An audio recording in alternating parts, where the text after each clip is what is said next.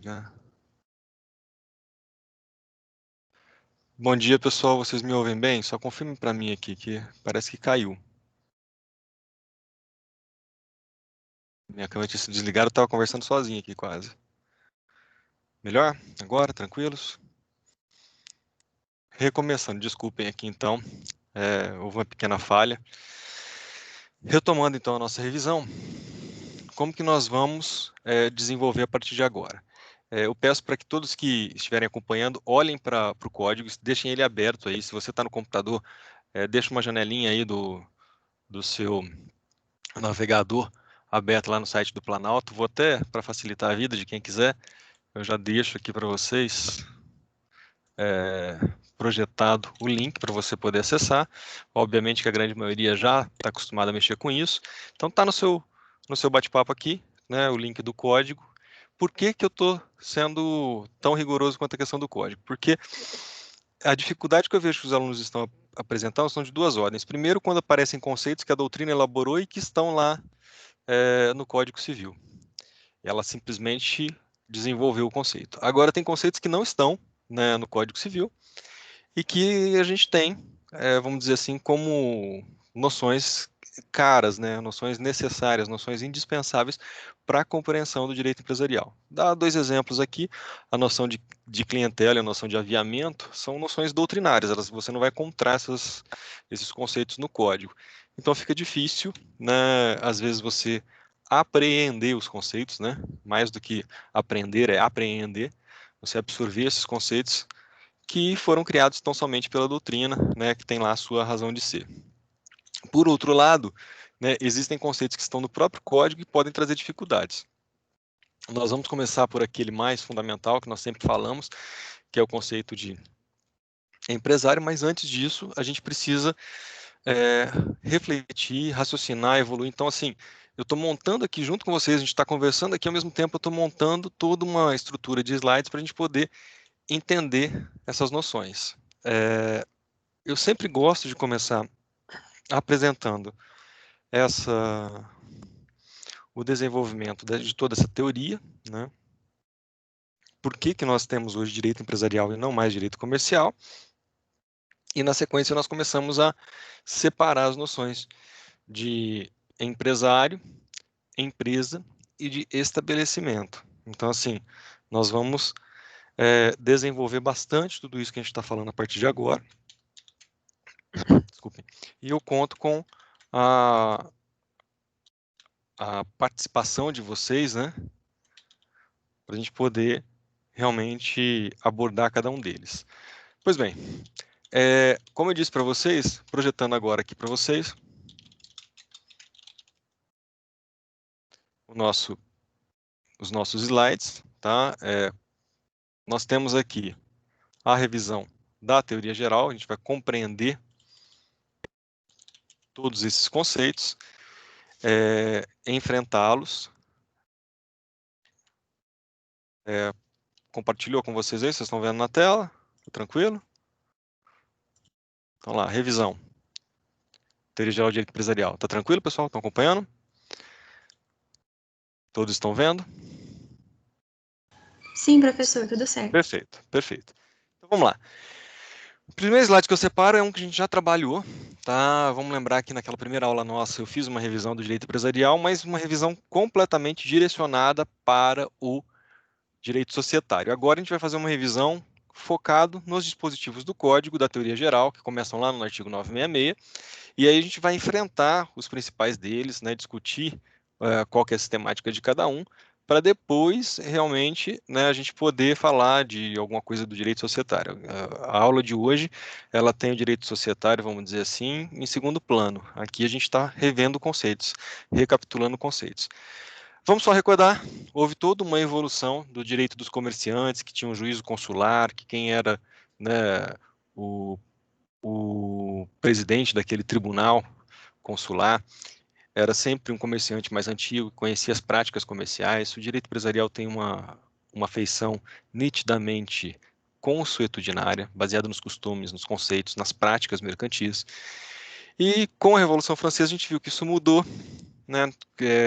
Buscou-se sistematizar a matéria de direito comercial, e como eram os comerciantes, os burgueses, aqueles que vinham dos burgos, que realmente praticavam o maior número de atividades econômicas, né, naquele momento.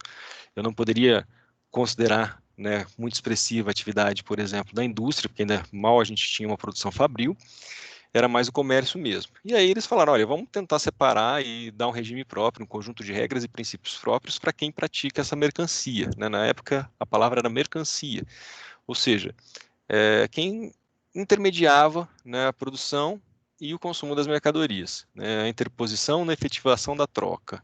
Aquilo que fosse realizado de troca, entrava o comerciante, entrava o burguês no meio, e ele fazia essa intermediação. E aí, reivindicando para si uma legislação própria, é que surge a teoria dos atos de comércio, que vai ter, vamos dizer assim, o seu expoente lá no Código de Napoleão. Tudo isso nós já vimos, nós vimos que o Código de Napoleão detalhou que seriam atos de comércio, né? Então ele elencou um determinado número de atos que poderiam ser considerados mercantis, e que ficasse fora daquilo não era ato comercial, não era ato mercantil. Pois bem, no Brasil houve reflexo disso? Houve. Nós tivemos o Código Comercial de 1850, que definiu o que era o comerciante, e o Regulamento 737, que complementava a lei, dizendo quais eram os atos de comércio. Então, com uma pequena variação aqui no Brasil, ao invés de consolidar tudo no código, nós tivemos um regulamento que serve para minudenciar, para detalhar o que está na lei, e lá no regulamento nós tivemos as atividades que eram consideradas comerciais. Só que aí começou a se perceber que a atividade econômica é muito mais do que comércio, né? Que ela alcança prestação de serviços, que ela alcança a produção fabril, a indústria. E aí, na Itália surge, né, com o Codice Civile italiano, né, de 1970, eles tiveram a teoria da empresa.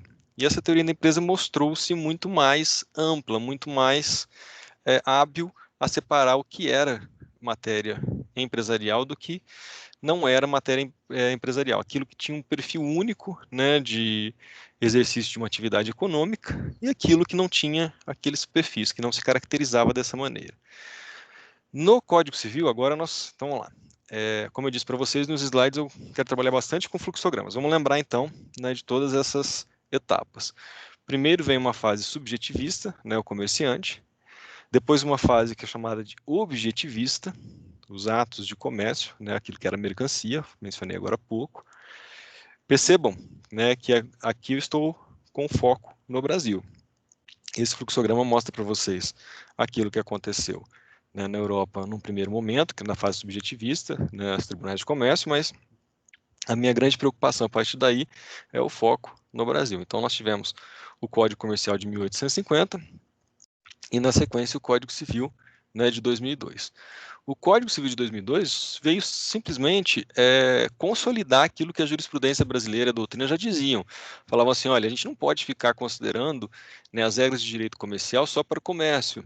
Então, por exemplo, já tinha um precedente do Superior Tribunal de Justiça considerando que imobiliária, que é aquela que compra e revende imóveis, e os imóveis não estavam, né, lá capitulados no Regulamento 737 como uma atividade comercial, que elas também deveriam se submeter à legislação comercial, com as suas diversas implicações, né? Vamos lembrar disso. Que diferenciar matéria comercial de matéria não comercial, ou até esse momento se falava em comercial. Para vocês terem uma noção, quando eu estudei, a gente teve direito comercial na faculdade. Inclusive, existem, né, ainda faculdades que permanecem com o nome da disciplina de direito comercial e não de direito empresarial, muito embora a gente tenha toda essa transformação.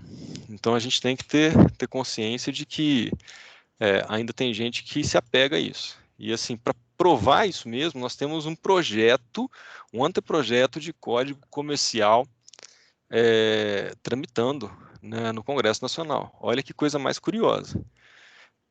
Inclusive, saíram já vários livros, o anteprojeto foi do professor Fábio Coelho, tiveram vários livros já publicados sobre esse assunto, eu participei de 2, né, desse anteprojeto, e na época, né, uma das reivindicações minhas para que eu pudesse participar, que eu pudesse criticar, né, e realmente o que eu fiz foi criticar. Eu falei, olha, não faz sentido usar essa expressão direito comercial, inclusive o que eu abordei lá, o meu capítulo foi de direito societário, e nessa parte de direito societário foi onde eu busquei deixar muito claro que algumas regras que estavam sendo colocadas lá nem sempre eram compatíveis com aquilo que a gente poderia considerar como, né, da área do direito e tudo mais, já próprias do direito empresarial, digamos assim. Pois bem, deixa eu só localizar aqui. Mostrando o próximo slide para vocês, que vai tratar realmente da grande consequência de delimitar o que é matéria, agora a gente não fala mais comercial, o que é matéria empresarial do que não é matéria empresarial, eu trago aqui para vocês alguns exemplos, tá? Algumas hipóteses em que você vai ter que ter bastante atenção para poder compreender por que são essas diferenças. Todos conseguem ver o quadro, o próximo quadro agora? Tranquilo? Deem um retorno, por gentileza, pessoal. Consigo sim. Tranquilo, esse quadrinho aqui, ele é essencial. Quando eu lecionei para o pessoal da manhã, eu nem tinha elaborado ele ainda. Depois eu fui mais cuidadoso para dar alguns exemplos. Esse quadro tem exemplos aí das consequências de você ter um sujeito de direito submetido à legislação de direito civil, ao regime jurídico de direito civil, conjunto de regras e princípios do direito civil, e esse mesmo sujeito de direitos, né, submetido a um conjunto de regras de direito empresarial. No âmbito do direito civil, ele sendo dessa área, sendo regulado por esse conjunto de regras e princípios, a competência para registro vai ser atraída para o registro civil. Leia-se, cartório, tá? Então, a pessoa física, quando nasce, ela vai lá, as pessoas vão lá e a registram no cartório de pessoas naturais, né? Cartório de registro civil de pessoas naturais. Uma associação vai lá, né? Também para o cartório de pessoas jurídicas. Via de regra, né, quem não tem natureza empresarial vai para lá. Nós não vamos ficar entrando em muitas exceções aqui, mas tem aquela exceção da cooperativa, que vai para a junta comercial e tudo mais. Mas o que nos interessa nesse momento aqui é pensar nisso. Além disso, uma sujeição ao procedimento, né, de insolvência civil, quem está disciplinado, quem está regulamentado pelo sistema de direito civil não vai poder falir. O procedimento que seria aplicado a ele, né, seria o procedimento da insolvência civil, que está regulado, inclusive, eu gosto sempre de chamar atenção para isso, é uma das hipóteses de ultratividade do CPC anterior. A gente viu que a gente teve um Código de Processo Civil em 2015 e ele trouxe um dispositivo dizendo para nós o seguinte: olha, enquanto não tiver uma lei própria, aplica-se o Código anterior para insolvência civil.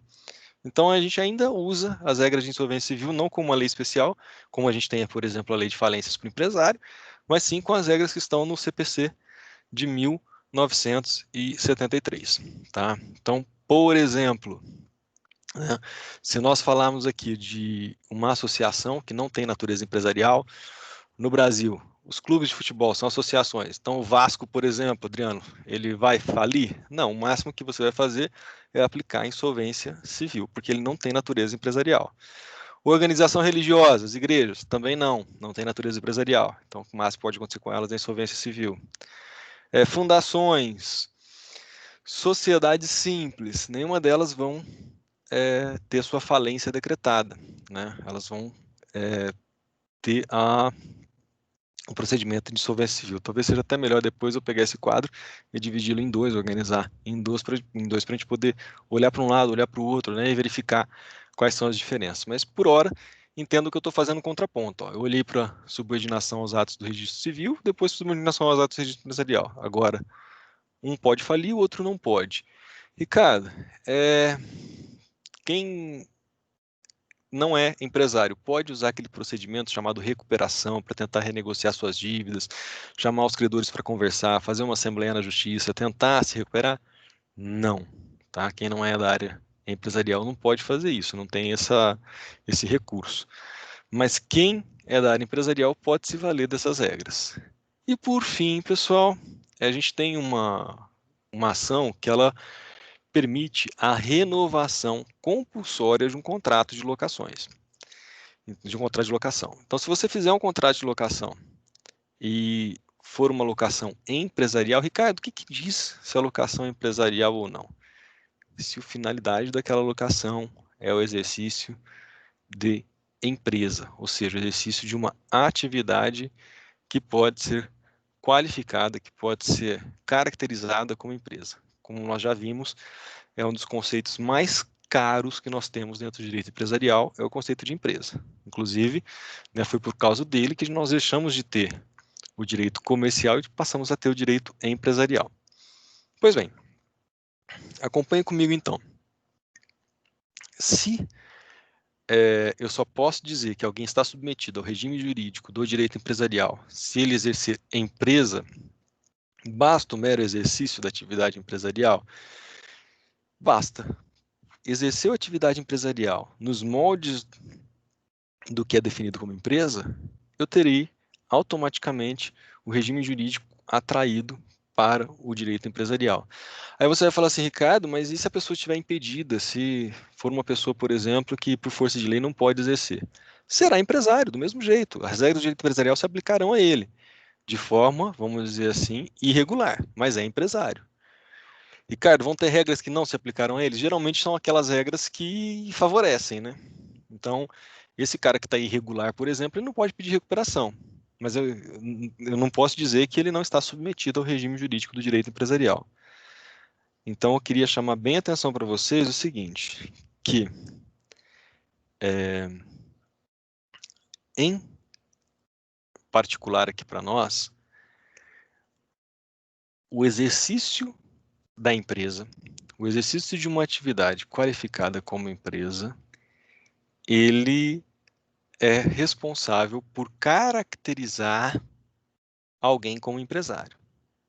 E não para constituir, vamos dizer assim. Não é requisito, por exemplo, que a pessoa se registre para que seja considerada empresário, mas basta que ela exerça uma atividade nos moldes daquilo que a legislação diz que é empresa. Então vamos para o nosso próximo slide agora, para ver exatamente, né, o que seria o que a legislação diz que é empresa. Nesse próximo slide, nesse fluxograma, vocês podem perceber que eu destrincho, né, que eu detalho aquele caput do artigo 966. Então, o 966 dá um conceito de empresário, mas se vale do conceito de empresa para falar o que é empresário. Por que nós falamos que o conceito de empresa é indireto, né, nesse dispositivo aí, não direto? Porque, pessoal, o que acontece na prática é que em nenhum momento anterior o legislador disse que era empresa. E ele já começa falando que é empresário, quem pratica empresa, detalhando que é empresa, sem dizer empresa é isso. Então nós fazemos uma interpretação lá de acordo com o artigo 966 para poder compreender o que é uma atividade que pode ser considerada como empresa. Então eu só posso chamar de sociedade empresária quem tiver um objeto social, quem tivesse organizado nesses moldes. Reparem, eu não estou dizendo que quem tivesse registrado. Eu estou falando quem tivesse organizado. Por quê? Porque se uma sociedade ela tem como objeto o exercício de uma atividade com todas essas características que vocês estão vendo aí no slide, ela é empresária. Ah, Ricardo, mas ela é irregular. Tudo bem, mas ela continua sendo empresária. Foi o que nós já até estudamos. Sociedade em comum, sociedade em conta de participação. Ela é empresária. Não há o que se discutir. E para ser empresária, o que ela tem que fazer? Vamos lá. Ela precisa, em primeiro lugar, ser uma atividade econômica, ou seja, aquela que envolve, né, a circulação, ou a produção, ou a transformação de recursos. A primeira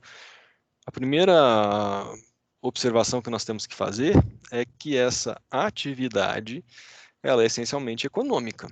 Tá? Se ela não for de natureza econômica, não tem como eu dizer para vocês que eu estou lidando com uma empresa. Mas essa atividade ela é feita não de modo amador, não de modo, digamos assim, sem nenhuma técnica, não de modo, né, descuidado, mas sim com uma organização, com uma lógica, que o pessoal que estuda lá na Faculdade de Gestão de Negócios, que o pessoal que estuda Ciências da Administração começam a entender como que é a melhor forma de estruturar esse negócio para que ele possa acontecer. Então, essa organização é uma atividade organizada, ou seja, é uma atividade que se estruturou. Vamos pensar o seguinte exemplo. Se eu tenho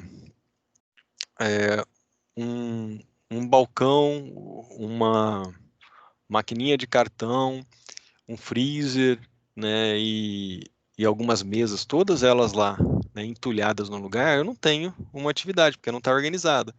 Mas se eu sistematizo tudo isso para poder fazer, por exemplo, uma sorveteria, né, eu coloco o freezer no lugar adequado, coloco ali o balcão, né, para poder atender os clientes, coloco as mesas, coloco, né, de fato, né, a minha maquininha à disposição ali no cantinho para o caixa, tudo isso foi feito uma organização. Aí vem um conceito, né, que, como eu disse para vocês, é doutrinário, não é um conceito que está na lei, mas que reflete muito, né, nos negócios. É o conceito de aviamento. O que significa aviamento, pessoal? Aviamento significa um sobrevalor que ele é acrescido àquela sociedade, aquele estabelecimento, aquele conjunto de bens, por força exatamente dessa organização que a gente está comentando aqui. Então, não confunda, aviamento não tem nada a ver com aquela loja de fios, de linhas e tudo mais, tá? O aviamento que a gente está falando aqui é um conceito que vem lá do direito italiano, tá? Que lá eles chamam inclusive de azienda, né? Que seria aquele sobrevalor. Se eu for vender aquilo ali, vocês concordam comigo que eu não vou vender, né, pelo mesmo preço que eu venderia, somando aritmeticamente todos aqueles bens? Então, aqui, quando nós vemos que tem todas essas situações combinadas, eu vou poder pedir um valor maior. Bom, o Adriano comentou aqui, ó. Acabei de fazer uma pesquisa rápida aqui e vi que existe o projeto. Tá. Para transformar os clubes de futebol em SA. Cara, Adriano, se eu falar, talvez você não acredite, né? Quando eu era aluno do curso de Direito, mas eu cheguei a mandar, né, na minha época eu não era tão popularizado o e-mail ainda, né? Tava começando essa história de e-mail, mas eu mandei várias correspondências, né?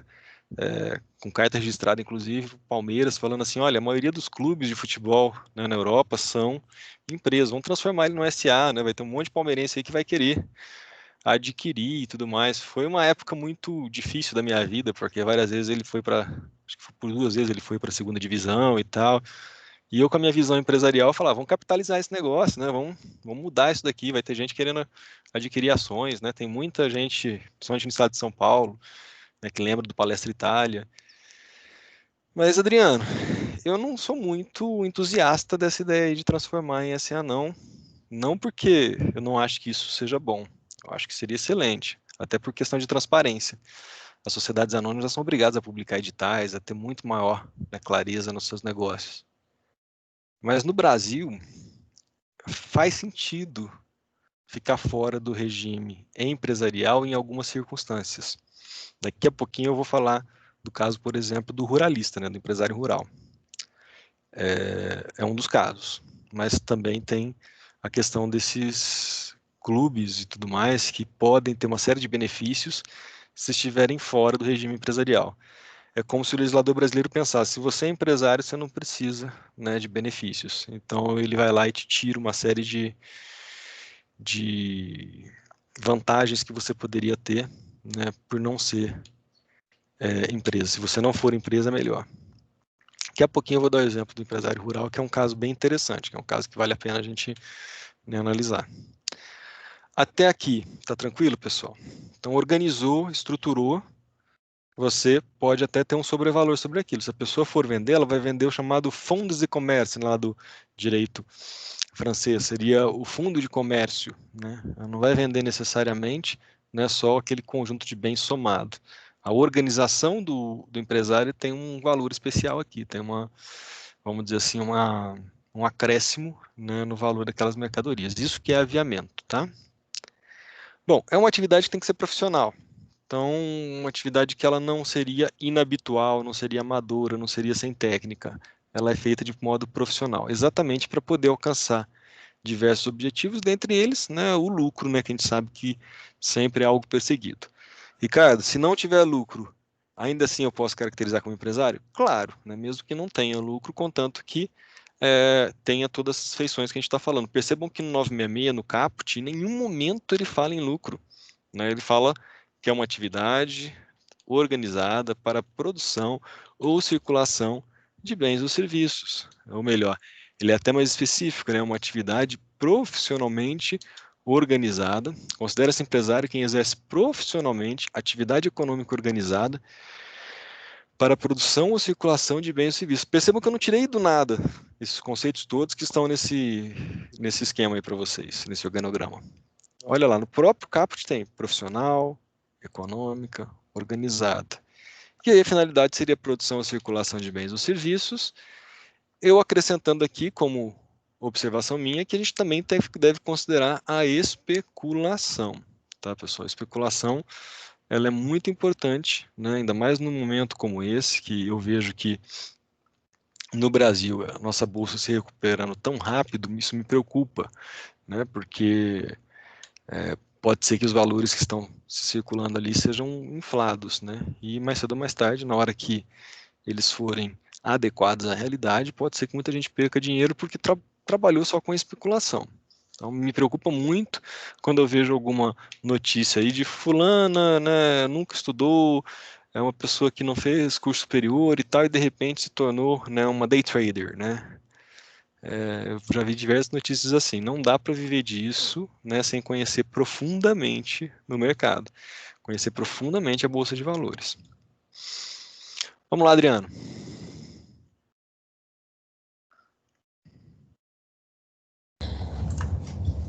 Bom dia, Clécio, tudo bem? Fala, meu amigo, bom dia. Professor, eu estava lendo rapidinho aqui sobre o conceito de aviamento, que eu nunca tinha ouvido falar dele. Aí me veio aqui a curiosidade sobre o motorista do Uber. O motorista do Uber, ele é um empresário individual, não é? A Mas maioria ele, deles está se tornando MEI, inclusive, microempresário individual. mas ele não pode, então, eu não sei se o termo seria correto dito assim. Ele não pode produzir aviamento, pode? Ele não pode colocar um valor a mais no serviço dele? Bom, em tese não, mas você vai entrar numa discussão aqui que a médio e longo prazo ela vai acabar sendo levantada. Se esse cara, não sei se você lembra uma notícia que saiu uma vez que era até que de Uberlândia, o Uber que era melhor avaliado no Brasil, uma coisa assim, né? Não sei se você vai lembrar dessa notícia. Chegou a circular na mídia aí. Vai chegar um momento que vão começar a discutir se aquela pessoa, né, que está exercendo aquela atividade que conquistou, vamos dizer assim, uma determinada reputação dentro do Uber, se ela vai poder, de repente, ter outros auxiliares trabalhando com ela, que pela legislação o MEI admite pelo menos um, né? Ou melhor, até um, né, na verdade. E se aquela reputação não geraria um sobrevalor, né? Pensa comigo, o cara, para ser Uber, ele foi lá, em tese, o estabelecimento dele empresarial é o carro, né? Mas aí ele fez uma série de modificações que ele gera um sobrevalor naquele carro. Raciocina comigo, Adriano. O cara pôs lá um banco que faz massagem enquanto você estiver andando, né, fazendo a sua viagem e tudo mais. Na hora que ele for vender, ele não vai vender aquele carro pela mera soma aritmética, né, entre o valor da poltrona que faz massagem, que está adaptada ao carro, e ao mesmo tempo também o veículo. Você desculpa, eu estou viajando um pouco agora, mas é para mostrar para você que mesmo num caso como esse, eu aplicaria sim o conceito de aviamento. Entendi. Eu até fiquei pensando aqui, os organizadores do Uber devem ter essa noção de que ele, por ser empresário individual, então, ele podia ter esse sobrevalor, né? Com certeza. Quando, por exemplo, o aplicativo pergunta se você quer pagar um valor a mais, talvez Sim. esse seja até um argumento do aplicativo associado ao aviamento, né? Exatamente, é o Uber Black, né, por exemplo, e tal, né, que você vai lá e escolhe um carro de melhor qualidade e tal, né. E tem a ver com aviamento, sim. Tá? O que a gente tem que perceber é o seguinte, existe toda aquela noção que vem lá da época da burguesia, do nascimento do direito comercial, de que o cara que é empresário, ele não faz nada, né? Ele só tira lucro, né? Melhor, na época se falava do burguês, do comerciante, até hoje burguês é um termo pejorativo, é um termo pejorativo em algumas situações. E aí, assim, se a gente for parar para analisar, esse cara trabalha sim, né? Ele organiza, ele estrutura, muitos deles aí estão com aquele sonho nascente de um dia fazer a coisa expandir. Por isso que na hora que você vai fazer, Adriano, quando você vai fazer uma faculdade de gestão, uma das primeiras coisas que eles te ensinam é escalar o negócio, né? O pessoal da faculdade de Direito aqui da Exanc já comentou isso comigo, que lá eles têm um projeto que no final eles têm que apresentar, mas que tem que ter o potencial de escalabilidade, uma mentalidade mais empreendedora, né? Nesse sentido.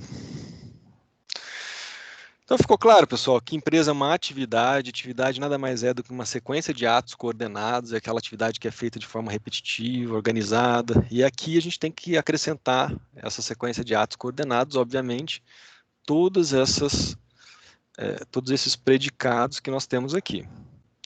Tá tranquilo até aqui? Todos estão me acompanhando? Alguém tem dúvida? Amanda, tá de boa aí?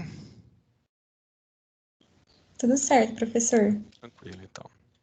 Eu lembro que você que tinha me perguntado sobre aviamento tempo atrás, né? Então, na verdade, melhor eu fui explicar, eu lembro que talvez você não tinha tido contato. Se tiver dúvida, tem até um slide aqui, sem querer perder muito tempo, mas trazendo para vocês, eu vou deixar esse slide. Só um minutinho.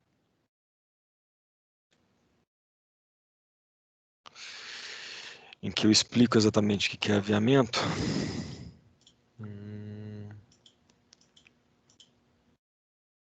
É um dos últimos sobre empresa.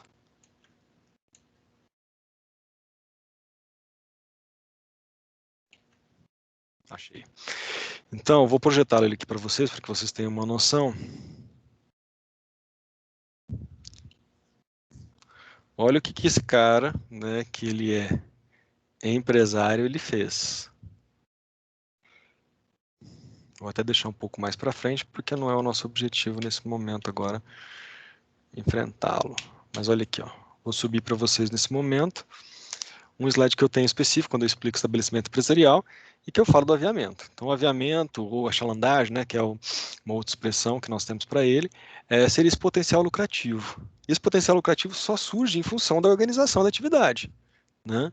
Então, se você tem potencial de pegar mais corridas, Adriano, é porque você foi lá e trabalhou bem o seu Uber, né? Você adquiriu um carro de melhor qualidade, você estruturou ele de uma melhor maneira para dar uma melhor experiência para o usuário. Além disso, né, ele tem uma feição objetiva, que é a sua localização, já saindo desse exemplo do Uber ali, mas quando você tem um ponto num lugar que é estratégico, né? Se você tem ali o açaí, vamos dizer assim, uma loja que vende açaí, mas que é numa avenida, a caminho de um clube, como é o caso lá do Praia Clube, né? Aquilo ali dá um certo sobrevalor do negócio. E um subjetivo que é as qualidades pessoais. Às vezes você vai lá, vamos lembrar, Adriano, você deu um exemplo uma vez, um tempo atrás, foi você? Não, eu estava conversando com o Almir. O Almir deu um exemplo, lá em Araguari tem uma coxinha lá que é famosa, eu não vou lembrar o nome da pessoa que faz, mas que é uma iguaria, vamos dizer assim. Isso, né, leva em consideração a pessoa que é o cozinheiro, que prepara e tudo mais, que faz. Se alguém lembrar, posta aqui para mim no chat, mas eu estou tentando lembrar quem que é o... Isabela, tá aqui? Não tá, né? Tá sim. Lá em Araguari tem coxinha de não sei quem, eu sei que ela é super famosa. Da Apollo aqui, ó, o Maxwell lembrou. Então, é essa mesmo. Inclusive, a análise que eu faço é que tem toda uma, digamos assim, um aproveitamento que poderia se fazer dessa marca. Complete, aqui em Pode Uberlândia falar. já abriram 2 estabelecimentos com referências à coxinha de lá já. Já tem 2 locais. Então foi isso que o Almir me comentou comigo. Ele falou: vocês estão perdendo a chance aí de explorar essa marca, né? Porque essa marca aí acabaria também refletindo, vamos dizer assim, né, numa possibilidade de franquia e tudo mais, que franquia já é contrato empresarial. O que eu quero mostrar para vocês aqui é que qualidade pessoal, localização, organização, por isso que eu coloco ali na letra C, ó, valor organizacional. O próprio STJ já reconheceu que isso acaba influenciando diretamente no cálculo do estabelecimento. Então percebam que eu não estou fazendo uma exposição aqui para vocês de forma linear. Eu não estou lá, olha, empresa é isso, empresário é aquilo. Todos os conceitos, eles acabam se interligando. O professor Osmar Brina Correia Lima, lá falecido no ano passado, né, mas lá da FMG, ele dizia o seguinte, que o estudo do direito empresarial ele tem um desenvolvimento em espiral, não é um desenvolvimento linear, porque você trabalha primeiro um conceito, depois você expande um pouco mais o conhecimento, depois você volta naquele mesmo conceito, depois você expande um pouco mais. Então, assim, na hora que você vai calcular, você não vai calcular só o valor da máquina lá que frita a coxinha do Apollo, o valor do estabelecimento que ele montou. Vamos somar tudo isso e vamos vender por tanto. Não, tem a marca, tem o nome, tem a qualidade pessoal dele que foi agregada àquilo. Então, ele vai poder cobrar mais. Por quê? Inclusive, muita gente faz confusão, acha que a clientela faz parte do estabelecimento. Não faz, influencia o cálculo, mas não faz. Qual que é a diferença entre clientela e freguesia? Freguesia, pessoal, freguês é aquele cara que compra, digamos assim, um produto simplesmente porque foi conveniente para ele. Então ele está passeando assim, por exemplo, né, num determinado lugar. Estou indo para casa, antes de chegar em casa, o que eu vou fazer? Eu vou pegar e vou comprar pão, né, e vou levar para casa. Acabou. Ele passa numa padaria, a primeira que ele encontra, comprou, ele é um freguês. Agora, o que é o cliente, né? O cliente é o cara que sai lá do bairro Saraiva de bicicleta, né, com um growler nas costas, né, Adriano, para ir comprar no Granja Marileusa, né, uma cerveja especial, né, com um colega, né, que também produz. Então é aquele cara que opta, né, o cara que dá a volta na cidade, que vai lá em Araguari para comprar a coxinha do Apollo. Esse cara é cliente, né? Então, nessa circunstância que a gente tem. O Adriano, você esqueceu a mão levantada ou você quer fazer mais uma pergunta mesmo? Ah, estava de mão levantada aqui. Beleza. Porque nem sempre eu fico com a tela do Teams aqui para mim, tá, pessoal? Então, muitas vezes eu volto dela e apareceu alguém e tal, aí eu já... Vamos lá. Então, cliente, pessoal, é algo que já demonstra que o seu aviamento está prosperando, que está progredindo, tá? Então, se você tem clientes, é porque faz diferença. Agora, freguesa é uma situação, né, mais esporádica. Por exemplo, sem querer fazer propaganda, mas só para citar exemplos, né, pessoal? Eu sempre gostei muito de chimarrão, tereré e tudo mais. Em Uberlândia agora tem um lugar específico que vende, né? Não vou nem falar localização nem nada assim, mas tem um lugar que especificamente só erva, né? Eles fizeram um estabelecimento só para vender erva de tereré, de chimarrão, acessórios, né, e tudo mais. Então eu fui fazer uma compra lá na sexta-feira. Cheguei lá e tinha duas pessoas falando: nossa, a gente vem de longe para poder comprar aqui, né? A gente sai porque a gente costumava pedir lá do sul, né? E agora a gente descobriu que tem essa loja. Se eu não me engano, eles saíam lá do Cruzeiro dos Peixotos para vir, né, até o centro da cidade para fazer essa compra. Então, isso é cliente, tá, pessoal? E hoje em dia, com os meios digitais, né, eu particularmente descobri isso pelo Facebook. Então, são coisas que a gente começa a compreender com uma melhor clareza. Pessoal, eu queria saber o seguinte: conceito de empresa está desmistificado para vocês aí? Ficou melhor? Está mais tranquilo? Me digam por gentileza, me deem esse feedback.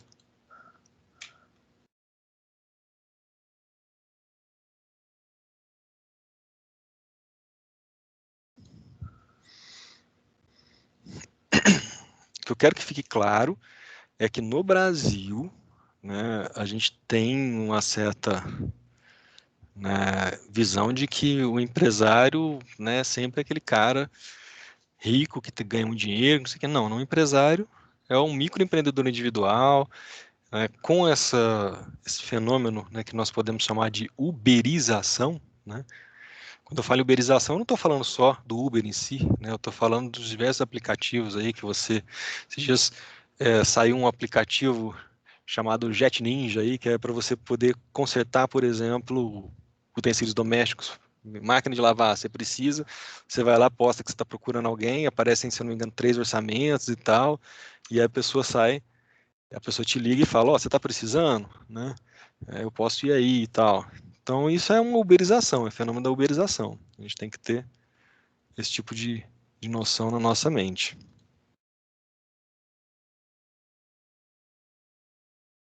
Vamos para o conceito de empresário, então. Ah, o Adriano. Ai, Adriano. Então, vamos lá. Empresário, né? Então, quem que seria o empresário, pessoal? O empresário é o cara que realiza, né? Se eu tivesse lá no direito penal, uma das poucas coisas que eu guardei na minha cabeça do direito penal foi aquela história de verbo núcleo do tipo, né? Não sei se vocês vão se recordar. É aquele cara que pratica o verbo núcleo do tipo, né? Aquele cara que realiza o que está descrito no 966. Então, empresário é quem exerce a atividade de modo profissional, né, de forma organizada, para produção ou circulação de bens ou serviços. Sempre com aquela pequena ressalva que eu já falei para vocês, que tem também, né, o caso da especulação, mas empresário para o nosso código, né, ele tem que ser em primeiro lugar.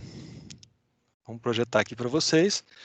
Vocês já viram esse círculozinho, inclusive eu elaborei esse círculo em conjunto com vocês aqui, né?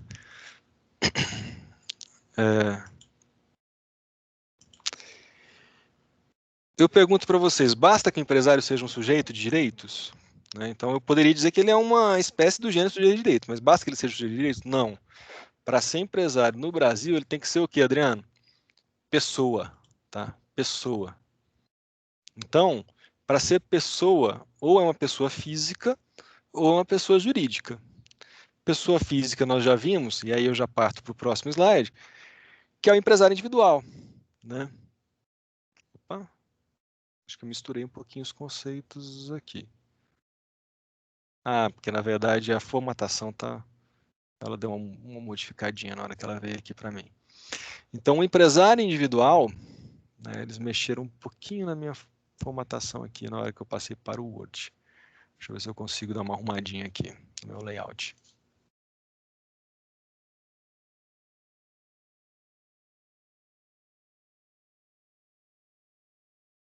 Beleza, agora eu já consegui.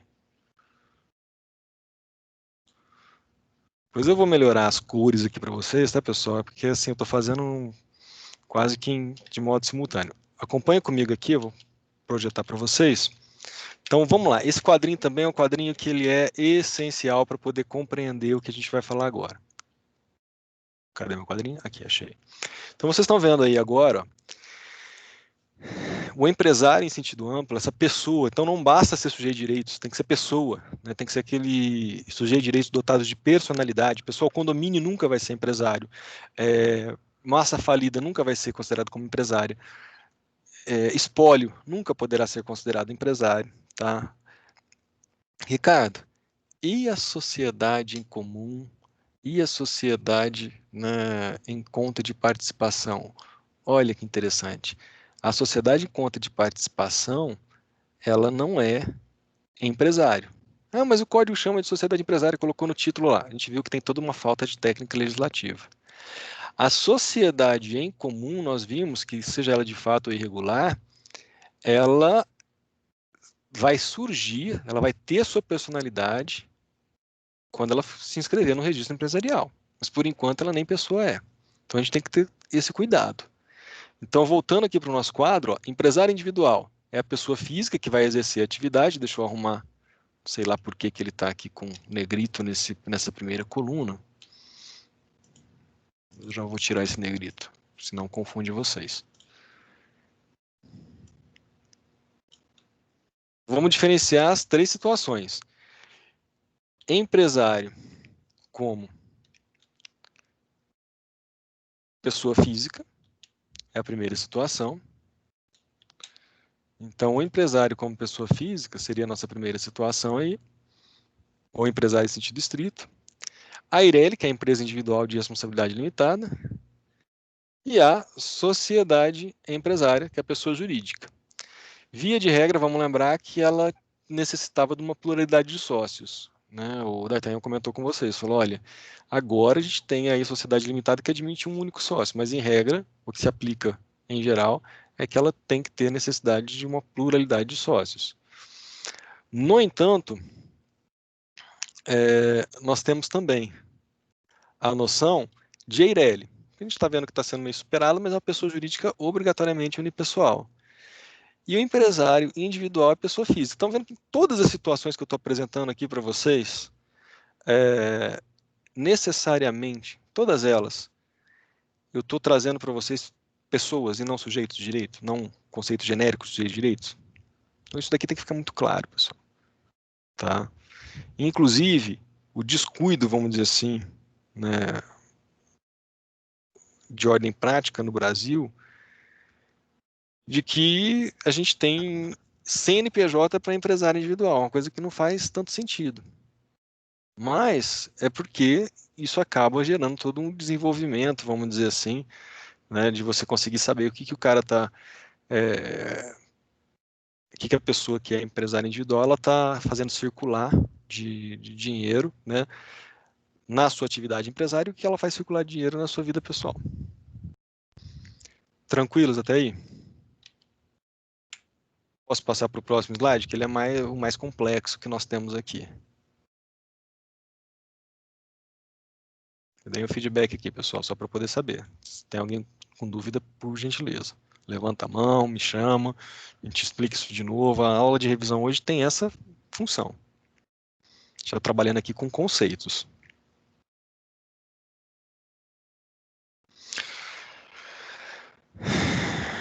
Pessoal, agora sim a gente começa com uma análise um pouco mais complexa, né? Penso eu.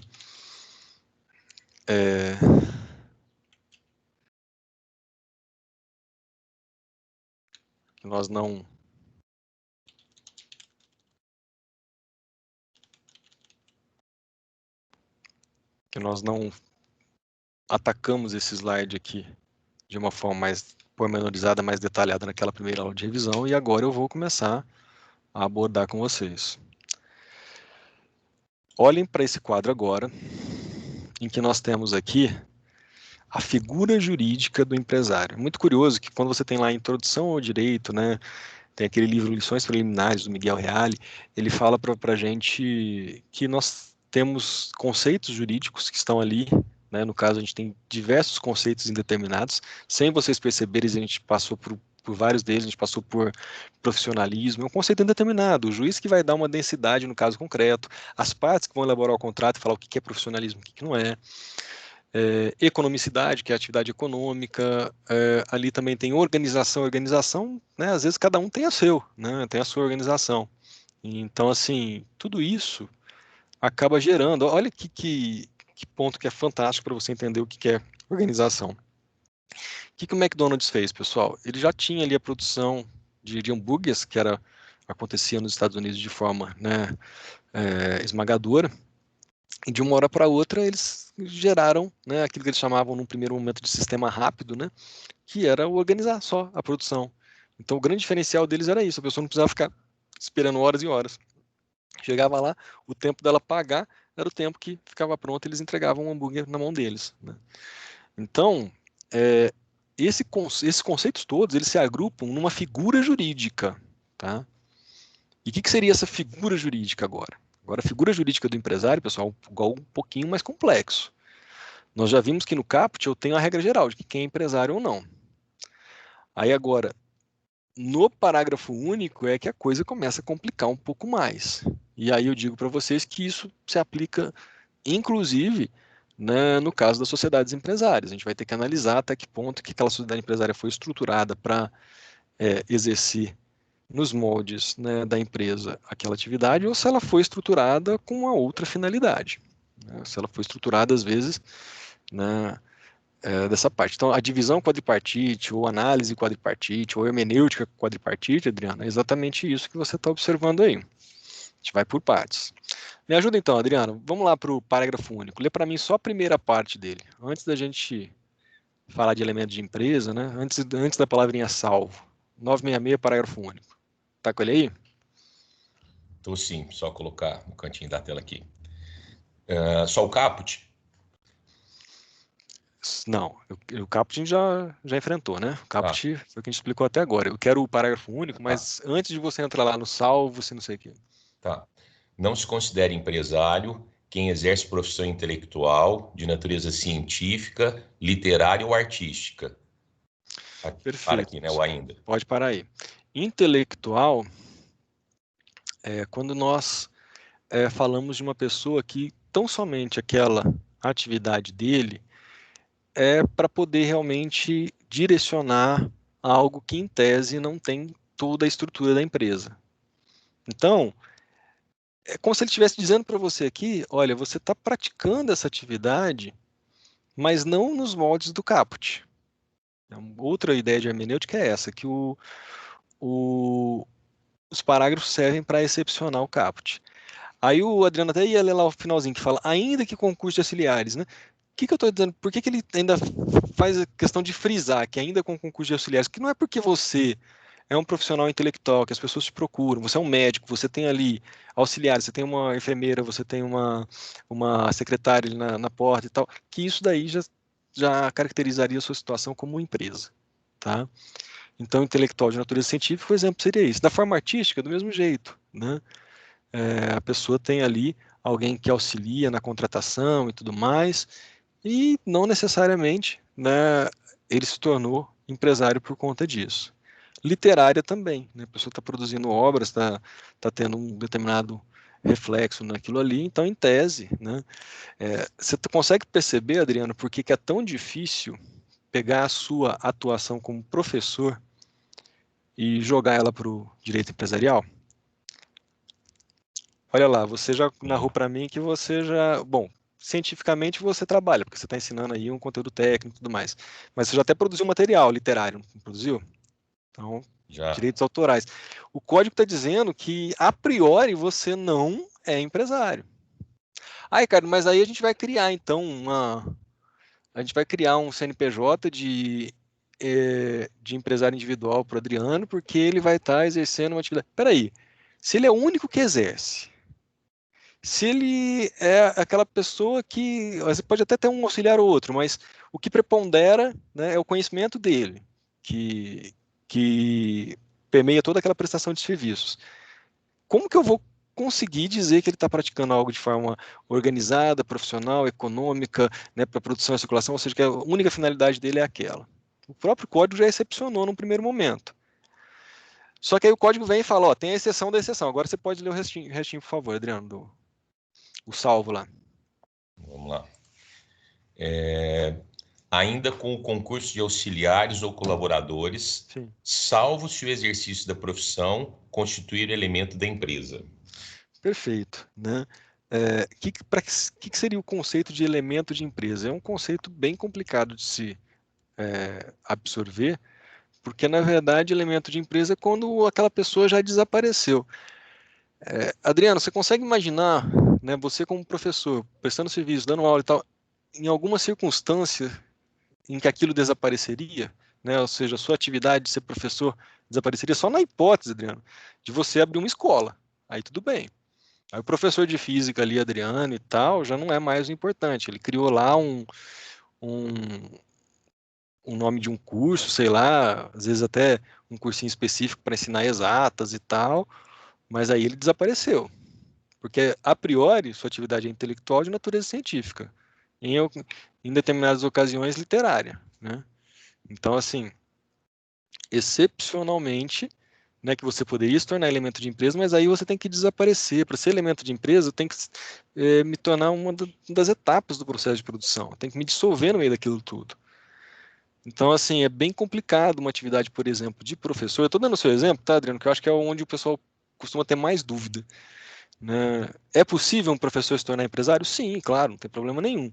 Mas para isso tem que a atividade dele tem que ter sido ocultada, tem que ter sido eclipsada, vamos dizer assim, por todas as outras funções que aquele negócio presta, né? Por fim, na análise quadripartite, a parte mais tranquila, vamos dizer assim, esse é o último passo, né? Porque se você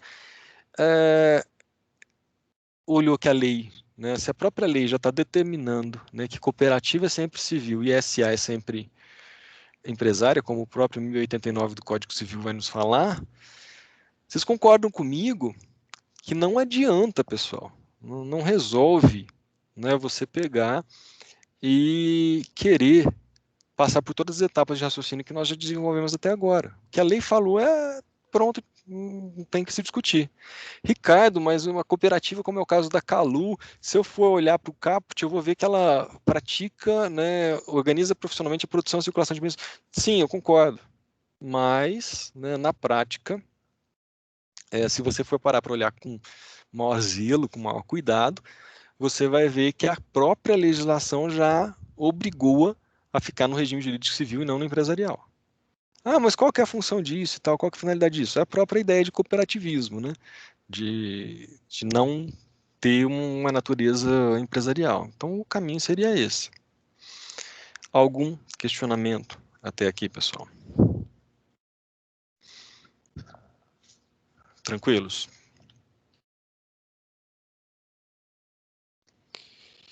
Bom, a gente está falando de empresário.